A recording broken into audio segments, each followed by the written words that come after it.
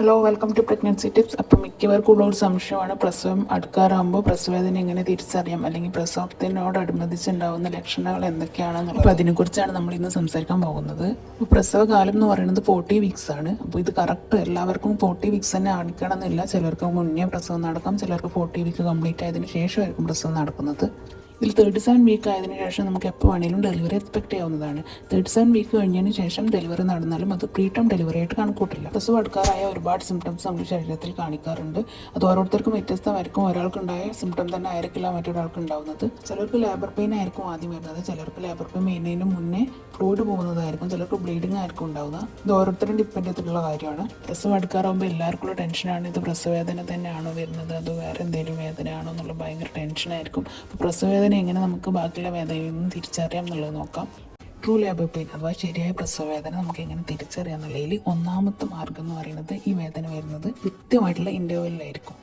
അതായത് വേദനയ്ക്കിടയിലുള്ള ഇൻ്റർവെല്ലിൽ കുറഞ്ഞു വരും എന്ന് വെച്ചിട്ടുണ്ടെങ്കിൽ ആദ്യം നമുക്ക് 1 മണിക്കൂർ കൂടുമ്പോഴൊക്കെയാണ് വേദന വരുന്നതെന്നുണ്ടെങ്കിൽ പിന്നെ അത് അരമണിക്കൂറാവും, പിന്നെ 20 മിനിറ്റ്, പിന്നെ 10 മിനിറ്റ്, പിന്നെ 5 മിനിറ്റ്, അങ്ങനെ കുറഞ്ഞിട്ടായിരിക്കും വരുന്നത്. അതുപോലെ തന്നെ ഇതിനോടനുബന്ധിച്ച് വേദനയുടെ കാഠിന്യം കൂടിയിട്ടായിരിക്കും വരിക. അതായത് ആദ്യം നമുക്ക് മൈൽഡായിട്ട് ചെറിയ വേദന ഉണ്ടാവുള്ളൂ, പിന്നെ നമുക്ക് ഓരോ സമയം കൂടുന്തോറും വേദന കൂടിയിട്ടാണ് വരുന്നത്. ഇതിനോടനുബന്ധിച്ച് തന്നെ നമ്മുടെ വയർ കോൺട്രാക്ഷനും റിലീസും സംഭവിക്കുന്നുണ്ട്. അതായത് നമ്മുടെ വയർ ടൈറ്റായിട്ട് തോന്നും, ഇടയ്ക്ക് ലൂസായിട്ട് തോന്നും. അങ്ങനെ സംഭവിക്കുമ്പോഴാണ് ഈ വേദന കൂടുന്നതും കുറയുന്നതും ആയിട്ട് നമുക്ക് തോന്നുന്നത്. പിന്നെ ഈ ട്രൂ ലേബർ പെയിൻ്റെ വേറെ പ്രത്യേകത എന്ന് പറഞ്ഞിട്ടുണ്ടെങ്കിൽ നമുക്ക് സാധാരണ നമ്മൾ എവിടെയെങ്കിലും വേദന വരിക കൊളുത്തി പിടിക്കുകയോ ചെയ്തിട്ടുണ്ടെങ്കിൽ നമ്മൾ റെസ്റ്റ് എടുക്കുകയോ കിടക്കുകയോ ചെയ്ത് നമുക്കത് മാറും. പക്ഷേ ശരിയായ പ്രസവവേദന ആണെന്നുണ്ടെങ്കിൽ നമ്മൾ എത്ര റെസ്റ്റ് എടുത്താലും നമ്മൾ കിടക്കുകയൊക്കെ ചെയ്യുമ്പോഴും ഈ വേദന നമുക്ക് കുറയുന്നതായിട്ട് തോന്നില്ല. പിന്നെ ശരിയായിട്ടുള്ള പ്രസവവേദന ആണെന്നുണ്ടെങ്കിൽ അത് ചിലവർക്ക് അടിവയറ്റിൻ്റെ അവിടെ നിന്ന് ബാക്കിലേക്കായിരിക്കും റേഡിയേറ്റ് ചെയ്ത് പോകുന്നുണ്ടാവുക. അതല്ല ചിലർക്ക് നേരെ തിരിച്ചായിരിക്കും, അതായത് ബാക്കിൽ നിന്നും ഫ്രണ്ടിലേക്ക് അടിവയറ്റിലേക്കായിരിക്കും അത് റേഡിയേറ്റ് ചെയ്ത് വരുന്നുണ്ടാവുക. അതുപോലെ ഈ വേദനയുടെ വേറൊരു പ്രത്യേകത എന്താണെന്ന് വെച്ചിട്ടുണ്ടെങ്കിൽ ഈ വേദനയുടെ കാഠിന്യം കൂടുന്നതിനനുസരിച്ച്